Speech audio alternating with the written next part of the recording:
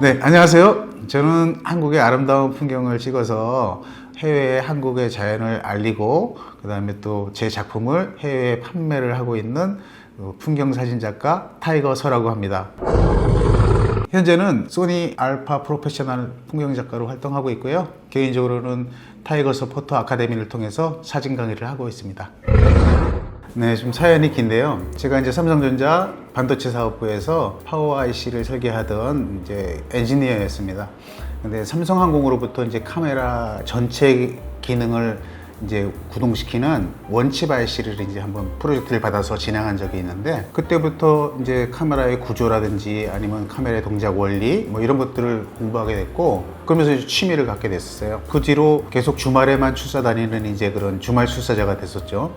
그 이후에 미국계 회사에서 한 25년도 계속 근무하다가 계속 이제 개발만 하고 그러다 보니까 시간에 쫓기고 그러면서 사진을 찍을 기회가 그렇게 많지 않아서 어느 순간 결정을 했죠. 제가 사진을 좀 더 본격적으로 해보고 싶고 사진을 더 많이 촬영하고 싶어서, 그래서 이제 그 회사를 그만두게 되었고 지금은 전업으로 사진을 찍고 있습니다. 지금까지 사용해보신 장비 리스트를 좀 알 수 있을까요? 예, 저는 그 작가들이 보통 이제 장비들을 많이 사용했었죠. 그리고 다양하게 구비하고 쓰고 있고.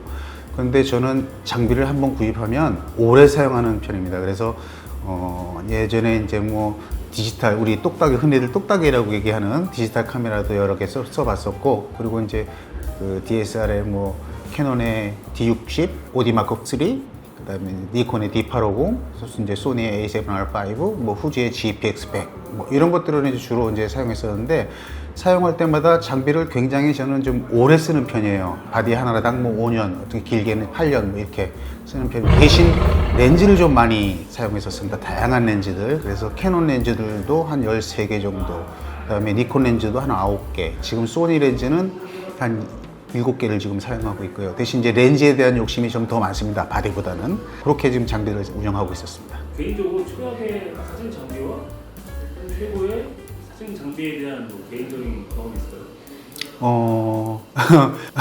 좀 어려운 질문인데요. 저는 개인적으로 이제 이제 엔지니어 출신이다 보니까 뭘 구입하거나 장비를 구입하거나 아니면 이제 제가 사용하게 될 때는 사전에 충분히 좀 사전 조사를 좀 많이 하고 공부를 하고 스터디도 한 다음에 선택하는 편이에요. 그러다 보니까 실수할 수 있는 확률이 좀 적어지죠. 그래서 제가 샀던 장비들 중에서 이거는 아니야 뭐 이렇게 했던 장비들은 거의 없는 것 같아요. 딱 한 가지 있다면, 예전에 크롭 바디를 사용할 때 장망원을 하나 들이했었는데, 뭐 업체 얘기는 아직 하지 않겠습니다. 주밍을 하는데 지익지익하는 그 모터 소리가 자꾸 들어가서, 그래서 그거 한번 이제 한 6개월 정도 쓰다가 방출했던 기억이 있고, 그 이후에는 제가 지금까지 사용했던 장비 중에 후회를 하거나 그런 적은 없었던 것 같습니다. 지금 제가 샀던 장비들 중에 최고의 선택이라고 한다면 저는 주저없이 알파7, R5를 얘기할 겁니다. 제가 소니를 그렇게 애초에 좋아하지 않았던 사람이거든요. 그런데 이제 제가 알파7, R5를 이제 사용해 보고 나서 소니에 대한 제 개인적인 과거의 생각이 완전히 바뀌었다고 할까요? 그러니까 지금은 제 최애 바디가 됐다고 생각합니다. 제가 알기로는 캐논 카메라를 되게 오래 쓰셨는데 나름대로 또 오래 사용한 이유가 있을까요? 캐논을 제일 오래 사용했죠. 지금 이제 현재로서는 캐논을 한 3, 4년 정도 썼으니까요. 그 당시에 제가 캐논을 구입해서 살 당시가 이제 디지털 카메라가 이제 막 서서히 올라와서 이제 유행하기 시작할 당시였어요. 그때 공교롭게도 제 주변에 캐논 유저들이 되게 많았어요. 그리고 이제 저 같이 활동하던 사람들, 꽃사진도 찍고 풍경도 찍고 했던 분들이 다 캐논을 썼어요. 그래서 다른 바디를 선택할 여지가 없었습니다. 같이 활동하기 위해서 캐논 바디를 썼고요. 그 뒤로 캐논 바디를 계속 사용했었고요. 뭐 캐논 바디 쓰면서 그렇게 나쁘거나 아니면 안 좋거나 뭐 그러지는 않았습니다. 센서 개발자였잖아요. 네네. 그럼 캐논 센서에 대한 좀 솔직한, 제가 지금까지도 예전에 20년 전, 거의 20년 전에 캐논을 장비를 구입할 때도 사골 센서라는 얘기를 들었었고, 그거를 지금도 듣고 있어요. 그러니까 캐논이 공정에 투자를 안 하는 건 사실인 거 맞죠? 그 사이에 제가 캐논이 새로운 신공정에 투자해서 새로운 공정을 개발했다라는 얘기를 못 들었으니까요. 근데 이제 우리가 잘 생각해 봐야 될 게 바디의 성능은 센서만 가지고 되는 건 아니죠. 센서는 말 그대로 데이터를 얼마큼 잘 산출해내느냐, 잘 받아들여 가지고 데이터를 만들어내느냐 하는 건데, 그거를 처리하는 거는 또 그거하고 달리 프로세서라는 게 있죠. 각 바디마다 다 자기 회사마다 자기들만의 프로세서를 갖고 있거든요. 이 두 개가 같이 시너지를 일으켜야 좋은 바디가 되는 거고 고퀄리티의 사진을 만들 수 있는 거예요. 센서로만 좋다고 그래서 고퀄리티의 사진을 만들어낼 수 있는 건 아니거든요. 그래서 반드시 공정이 신공정이어야만 좋은 퀄리티 사진을 만든다? 그거는 아닌 것 같아요. 근데 캐논은 이제 오래된 공정을 계속해서 쓰면서 대신 프로세서 부분을 굉장히 많이 투자를 하고 그 부분에 집중했던 게 아닌가 그런 생각이 들고요. 그리고 지금은 뭐 캐논을 쓰나 우리가 흔히 얘기하는 3사 캐논, 니콘, 소니 어느 걸 쓰나 사진 작품 촬영하는 데는 크게 지장 없이 나오죠. 그런데 한 가지 이제 제가 좀 아쉬운 거는 캐논에 있어서 우리가 어떤 고품격의 퀄리티를 만들어내기 위한 센서가 이제 필요하게 될 텐데 그게 반드시 공정이 신공정이래야만 되는 기술도 있고 기존에 있던 공정을 이렇게 개선을 해서 할 수 있는 기술도 있고 여러 가지가 있는데 일반적으로 신공정으로 가서 거기서 새로운 그 아키텍처의 어떤 그 센서를 개발해내는 것 그것이 훨씬 더 최신 기술이고 훨씬 더 좋은 결과를 나타낼 경우들이 많죠. 그런 부분에 있어서 이제 캐논이 조금 아쉬운 점이 있고요. 여러분들 잘 아시겠지만 똑같은 소니의 센서를 갖다가 니콘도 쓰고 라이카도 쓰고 후지도 쓰고 소니도 쓰거든요. 근데 결과가 다 달라요. 그렇다고 그 얘기는 뭐냐면 공정이 무조건 신공정이고 무조건 좋다 그래서 좋은 퀄리티 제품을 만드는 건 아니다. 하지만 신공정이면 새로운 기술을 통해 가서 더 훨씬 좋은 퀄리티의 제품을 만들 수 있는 여지는 있다. 뭐 저는 여기까지 정리하겠습니다. 근데 그 캐논의 광고에서는 새로운 센서로 이렇게 광고를 하잖아요. 개선을 했겠죠. 새로운 센서라는 게 그 말에는 이제 새로운 센서라고 이제 광고를 하게 되면 그 말에는 아까도 말씀드렸지만 센서 자체 공정의 프로세스를 개선해 가지고 만드는 것도 새로운 센서가 될 수 있죠. 프로세서와 공정 요 두 개가 합쳐져서 새로운 품질을 만들어내는 건데 공정을 새롭게 개발하지 않더라도 개선으로만 해도 나타날 수 있는 그 기술이 있고요. 그 다음에 프로세스로 개선을 해서 품질을 올리는 방법도 있기 때문에 이 두 개가 다 하나로 합쳐졌을 때 전체를 얘기하는 거기 때문에 새로운 공정이다 이렇게 얘기하는 거는 우리가 반드시 신공정을 썼다라는 건 아니라는 거죠. 약간 말장난인가요 이게? 네. 그 공정 개선도 새로운 공정이니까. 니콘 카메라도 좀 쓰신 걸로 알고 있는데 네. 얼마나 쓰신 거예요? 니콘 카메라는 D850을 썼으니까 그거를 한 7년 정도 쓴 것 같으네요. 니콘으로 기변을 하게 됐던 이유는 제가 이제 강의를 시작하게 됐었고 그러면서 캐논, 니콘, 소니 예전에는 올림푸스, 뭐 후지 뭐 서로 다양한 기종의 그 결과물들을 비교를 해본 적이 있어요. 그랬는데 제가 이제 캐논을 쓸 때 좀 아쉬웠던 점이 안부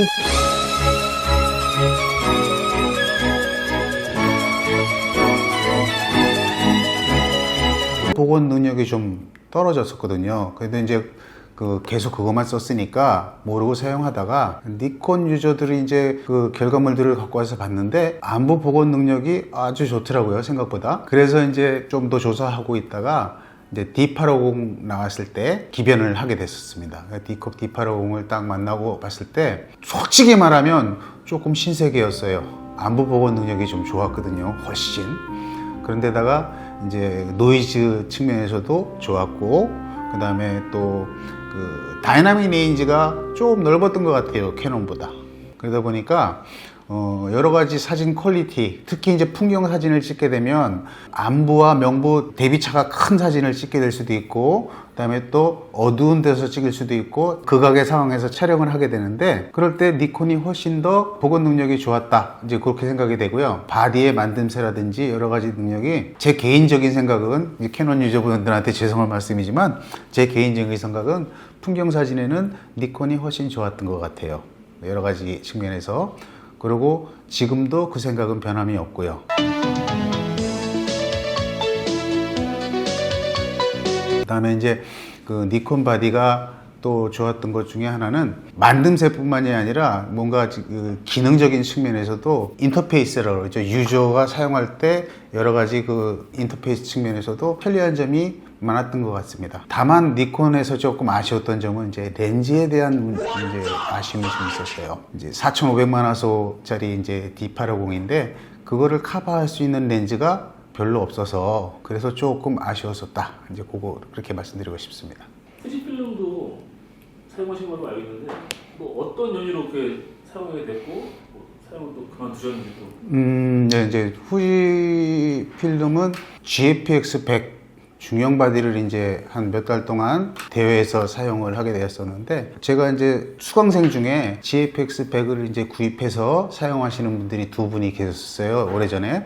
근데 그분 중에 이제 한 분이 조작법이라든지 중형 바디 어떻게 성능이라든지 뭐 이런 걸 테스트 좀 해달라고 그래서 저한테 이제 몇 달 동안 빌려주고 제가 그걸 대회에서 이제 테스트를 해본 적이 있는데 제일 좋았던 점은 1억 화소였다는 점이 이제 저한테 굉장히 큰 매력으로 나타났고요. 중형 바디다 보니까 그 1억 화소의 중형 바디다 보니까 이제 파일 사이즈는 커서 그 PC로 보정을 한다든지 여러 갈 때 PC가 좀 이제 버벅거리는 현상이 생길 수 있긴 했지만 그 사진 퀄리티는 엄청 좋았고요. 그 다음에 이제 특히 다이나믹 레인지가 그 풀프레임보다 훨씬 넓어서 특히 아까 니콘 D850이 좋았다 그랬는데 그거와 비교가 안 될 정도로 안부를 기가 막히게 살려내는 그 능력이 너무 마음에 들었었거든요. 그래서 이제 그거를 썼었고 다만 이제 한 가지 아쉬웠던 점은 그 제가 아까 수강생들 2명이 있다 그랬는데 2명이 같은 바디, 두 바디로 동시에 사진을 촬영했는데 이제 안부 조건에서 바디 하나는 그 핫픽셀이 좀 심하게 나타났고 한 바디는 괜찮았고 뭐 이런 현상이 좀 생기더라고요. 그래서 이제 제가 그거를 그 후지 본사에 픽셀 클레임을 제기해서 보낸 적이 있는데 일본에서는 답변이 왔는데 플러스 마이너스 6스탑 이상은 자기네가 개런티를 하지 않는다라고 하는 그 답변을 받고 좀 실망했던 적이 있습니다. 그러나 지금은 그런 문제들이 많이 개선됐을 거라고 생각하고요. 제가 지금까지 만져봤던 그 바디 중에 제일 좋은 바디가 아니었나 그렇게 생각이 들고요. 그리고 이제 GFX 100이 일반 유저들이 중형 바디에 접근할 수 있게 하는 문을 열었다 그럴까요? 중형 바디 치고는 가격이 굉장히 괜찮거든요. 더군다나 이제 중고를 사게 되면 훨씬 더 저렴한 가격으로 살 수 있고요. 그래서 만약에 중형 바디를 내가 써보고 싶다라고 하시면 GFX 100 적극 추천드립니다. 더군다나 단컷으로 찍을 때 이제 뭐 브라켓팅이나 연사 아닌 단컷으로 찍을 때는 16빛으로 이제 찍을 수 있어요. 비트레이트를. 그러다 보니까 훨씬 더 좋은 계제에 훨씬 더 좋은 퀄리티의 작품을 담을 수 있다는 장점이 있습니다. 예. 소니로 이렇게 기변을 한 이유는 뭐죠? 네. 조금 전에 제가 말씀드렸듯이 좀 전에 제가 이제 그 소니를 그렇게 신뢰하는 바디는 아니었어요. 왜냐면 제 수강생들이 이제 소니 예전 버전 그 바디들로 찍어온 사진들을 보면 핫픽셀 이슈라든지 그 다음에 안부 보고 능력이라든지 뭐 이런 것들이 조금 니콘에 비해서 안 좋았거든요. 그런데 어느 순간 제 기억에는 알파7 R4 그 이후로 담아오는 작품들이 퀄리티가 확 달라진 것을 느낄 수 있었어요. 그래서 이거 웬일이지? 이제 이런 얘기도 했었는데 그리고 나서 그런데다가 또 그게 6100만 화소 풀프림에서는 최고의 고화소잖아요. 근데 제가 GFX 100을 쓰면서 고화소에 대한 그 말하자면 뽕이라고 그러죠. GFX 100 그 1억 화소에 대한 그 느낌을 느껴본 터라 고화소에 대한 이제 그 갈구가 좀 심했죠. 그랬는데 제가 그렇다고 그 니콘을 다 판매하고 다시 또 소니로 기변한다는 거는 경제적으로 여러 가지가 어려움이 있었죠. 그랬는데 소니에서 이제 아티산이라고 하는 소니와 협업하면서 프로페셔널을 선발하는 그런 모집 기간이 있었어요. 그때 이제 제가 소니 장비를 하나도 사용하지 않는데 넣어서 될까 뭐 이런 생각을 하면서 그냥 되든 안 되든 한번 넣어보자 해서 넣어봤는데 덜커덕 됐어요. 그래서 소니 알파 프로페셔널로 됐고요. 그러면서 제가 접했던 게 알파7 R5인데 제가 지금까지 생각했던 어떤 그 소니에 대한 선입견 이거를 다 깨트려 버린 바디라고 생각합니다. 그래서 이제 그때 당시에는 그 소니의 그 담당자 또 저에게 말씀하시는 게 소니는 사용하지 않지만 이 활동하는 기간 동안에 소니를 사용해보고 소니 사용 안 하셔도 된다. D850이 더 좋으면 그거 쓰셔도 된다. 뭐 이렇게 말씀하셨는데 알파7 R5를 쓰면서 D850을 이제 자연스럽게 안 쓰게 됐죠. 왜냐하면 그만큼 좋은 성능으로 이제 α7, R5가 나왔거든요. 그래서 D850도 굉장히 좋았던 바들에서 판매를 안 하고 있다가 결국은 이제 작년 말 12월 달에 다 처분하고 지금은 α7, R5를 사용하고 있고 제일 최애 바디로 열심히 잘 사용하고 있습니다. 소니 네이티브 렌즈 있잖아요. 원래 정품 렌즈와 서드파티 렌즈에 대한 솔직한 사용감, 결과물 어떻습니까? 경제적인 여유만 된다면 저는 무조건 네이티브 렌즈, 정품 렌즈를 사용하라고 권장드려요. 그렇지만 우리가 항상 경제적인 여유가 되는 것도 아니고 또 때로는 이제 여건이 안 돼서 구입할 수 없는 경우도 생기죠. 물론 이제 정품 렌즈를 쓰게 되면 바디와의 궁합이라든지 기계적인 이제 움직임이라든지 그 다음에 퀄리티 이런 것들이 이제 훨씬 좋죠. 대신 고가에서 이제 구입하기가 망설여지는 거긴 한데, 근데 저도 이제 여러분 보시다시피 GM 렌즈들을 쓰고 있거든요. 2470GM2, 그 다음에 100-400GM2, 그 다음에 1224GM 뭐 이런 것들을 사용하고 있는데, 물론 좋은 퀄리티를 나타내요. 좋은 퀄리티의 작품은 마음 놓고 찍어야 되겠다라고 할 때는 이제 요거를 사용하고요. 그 다음에 이제 저는 대신 단 렌즈들은 전부 다 서드파트 렌즈, 지금 빌트록스 렌즈를 이제 이용하고 있거든요. 근데 서드파트 렌즈가 요즘은 기술이 많이 좋아져서 예전 같지가 않아서 제가 생각했던 것 이상으로 퀄리티가 올라온 것 같아요. 다만 이제 네이티브 렌즈와 서드파트 렌즈의 차이점은 디테일하게 들어가면 뭐 색수차라든지 플레어라든지 또 중요한 포커싱 속도라든지 그 다음에 모터의 스피드라든지 뭐 이런 것들이 좀 차이가 날 뿐이죠. 그런데 저는 이제 그런 그 포커싱이 빨라야 된다. 뭐 그렇게 하는 유저라면 네이티브 렌즈를 사용하는 게 당연하고요. 근데 이제 풍경은 또 그런 경우들이 많지를 않아서 우리가 포커싱이 굉장히 빨라야 되고 뭐 그러지는 않거든요. 그럴 때는 서드파트 렌즈도 충분히 좋은 역할을 한다. 저도 지금 빌트록스 렌즈 3개를 쓰고 있는데 또 16mm, 그 다음에 35mm, 85mm 3개를 쓰고 있는데 굉장히 만족하면서 쓰고 있습니다. 만약에 디테일로 들어가서 색수차 문제가 있다. 근데 그런 것들은 이제 내가 보정 기술이 좀 후보정 기술이 좀 있다라고 하면 후보정으로 얼마든지 커버할 수 있는 그런 기술이 되니까 그렇게 사용하시면 되고요. 그거만 조금만 습득하시면 서드파티 렌즈들도 훨씬 좋습니다. 그리고 가격적인 면에서 굉장히 메리트 있죠. 그래서 네이티브 렌즈 하나를 살 때 서드파티 렌즈 3개를 쓸 수 있으니까 저는 내가 경제적인 게 충분히 여유가 되지 않는다라면 서드파티 렌즈를 충분히 사용하셔도 괜찮다 이렇게 생각을 하고 있습니다. 굉장히 오랫동안 풍경을 찍으셨는데 풍경 사진만 고집하는 이유는 뭐죠? 제가 사진 강의를 하다 보니까 풍경 사진만 찍어서는 안 돼요. 그래서 저는 이제 뭐 꽃 사진도 찍고, 접사도 찍고, 인물 사진도 찍고, 때로는 스트릿 포토도 찍고, 뭐, 여러 가지를 다 하긴 합니다. 왜냐면 여러 가지 테크닉들을 다 저는 알고 있어야 되고, 그래야 이제 제 수강생들한테 질문이 있을 때 그런 걸 알려주니까요. 근데 이제 개인적으로는 풍경이 저에게 주는 그 기쁨이 훨씬 만족도라 그럴까요? 그게 훨씬 크기 때문에 그래요. 제가 이제 밤을 새워서 달려가서 새벽 공기를 마시면서 찬 공기 마시면서 이제 그 아침에 떠오르는 태양을 찍을 때 아니면 일몰을 찍을 때 무엇이 아름다운 풍경을 찍을 때 그때 주는 그 풍경이라는 게 계속 그 자리에 그렇게 멈춰 있는 것이 아니라 지금 그 순간을 지나고 나면 다시 오지 않는 그런 거잖아요. 그 순간에 지나면 똑같은 풍경은 평생 없는 거니까. 그래서 지나가고 순간에 지나가는 그 풍경을 제가 담아서 그거를 기록하고 그거를 아름답게 표현한다는 것, 그것이 저한테는 기쁨이었고 만족감이 좋아서 그래서 이제 풍경 사진을 많이 찍고요. 이제 풍경 사진 이외에도 뭐 다른 사진도 많이 찍지만 개인적으로는 풍경 사진이 주는 만족도가 제일 컸다. 뭐 그렇게 생각하시면 되겠습니다. 풍경 사진을 찍으실 때 아무래도 좀 삼각대를 많이 쓰실 텐데 네. 삼각대를 사용하는 테크닉이 따로 있나요? 뭐 테크닉이라기보다도 일단은 삼각대를 사용하는 거는 저는 이제 삼각대 없는 사진 촬영은 풍경 사진 찍을 때, 뭐 인물 사진 찍을 때나 뭐 다른 걸 찍을 때는 좀 이제 상황이 다르긴 하지만 풍경 사진 찍을 경우에 삼각대 없는 풍경 사진은 생각해 본 적이 없어요. 대낮에도 삼각대를 놓고 찍습니다. 왜 그러냐면 고화소 바디를 사용하면 할수록 더 디테일한 작품을 담고 싶으면 싶을수록 삼각대를 사용하시는 게 훨씬 좋고요. 물론 이제 뭐 손으로 핸드헬드로 들고 찍으면서 셔속을 올리면 괜찮지 않느냐.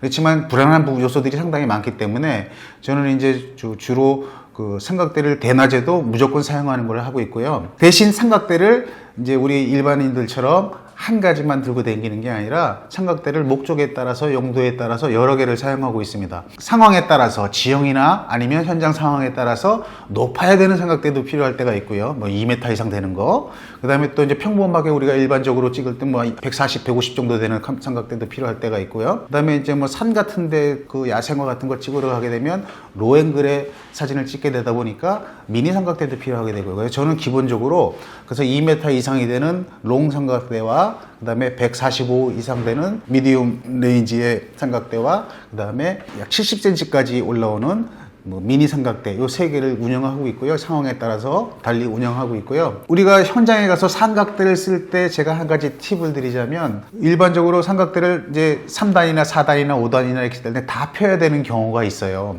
그죠? 웬만하면 이제 다 피게 되죠.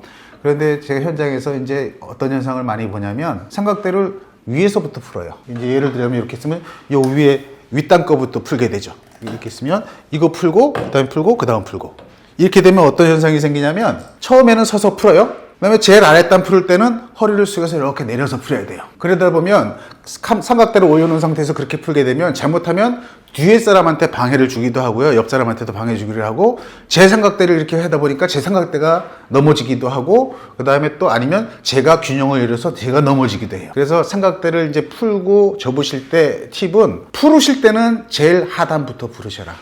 그러면 딱 쓴 상태에서 그냥 풀어도 돼요. 뭐 허리 안 숙여도 되고 그 좁은 자세에서도 그냥 할 수 있어요. 근데 접으실 때는 상단부터 접어라. 예, 그러면 이제 제 몸이 구부리거나 아니면 뭐 이렇게 앉거나 이러지 않아도 된다. 이제 그 말씀을 많이 드리는데 그렇지 않으신 분들이 되게 많으시더라고요.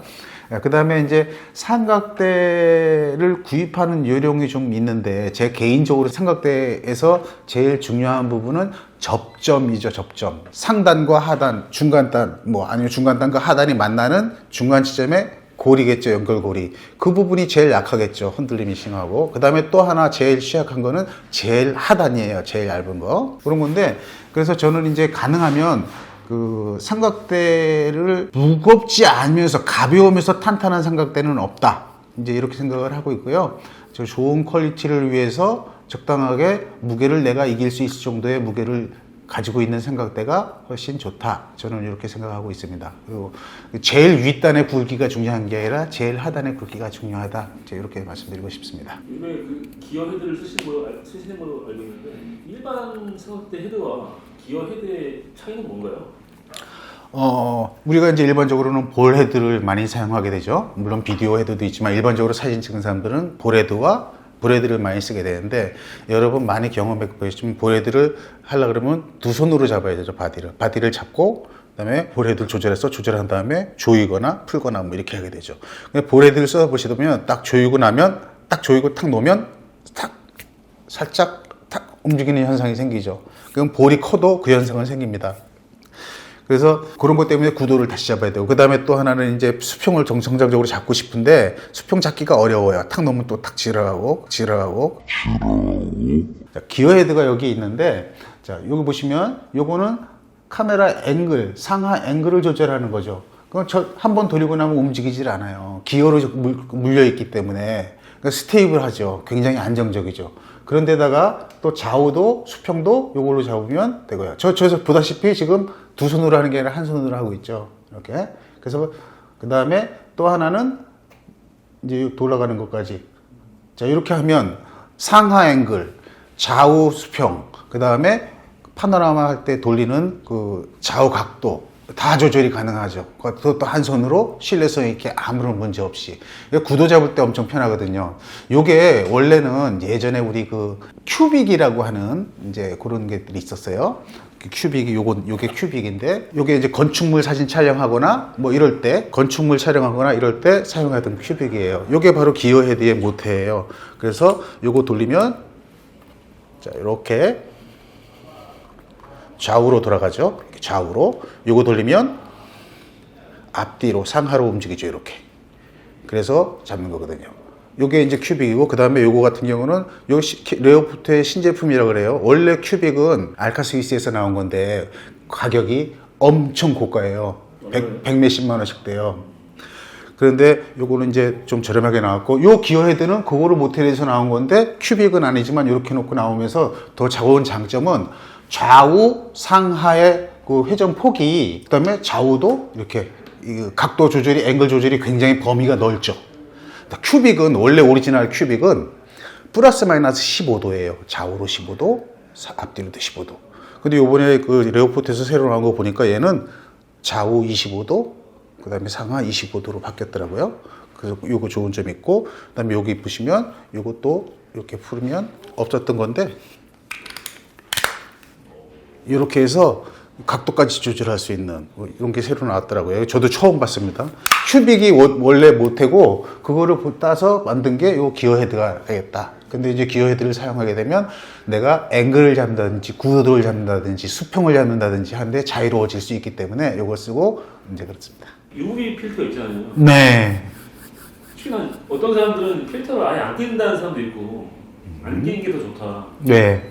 이게 논란이 있는데 UV 필터가 정말 화질이나 무슨 플레이 현상이나 여러 가지 오류를 잡아주는 뭐 영향을 미치는 거예요. 이게.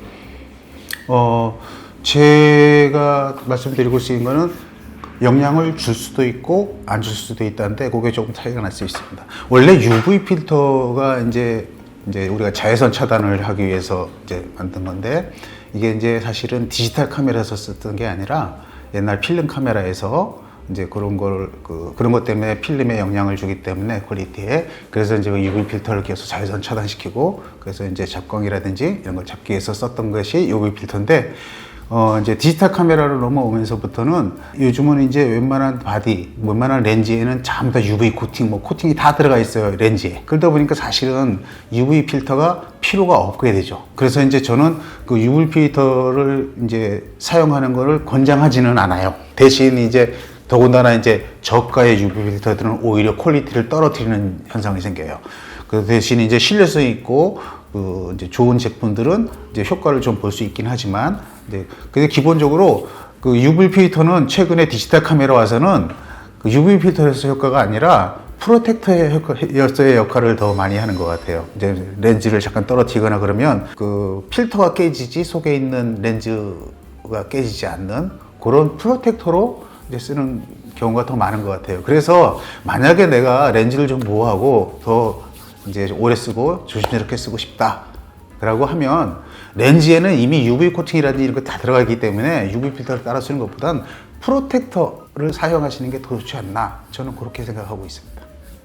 예를 들어서 그러면은 뭐 BW UV 필터는 막 비싸잖아요. 네. 그럼 어느 정도 수준 이상의 UV 필터만 써도 된다는 뜻이죠, 이게?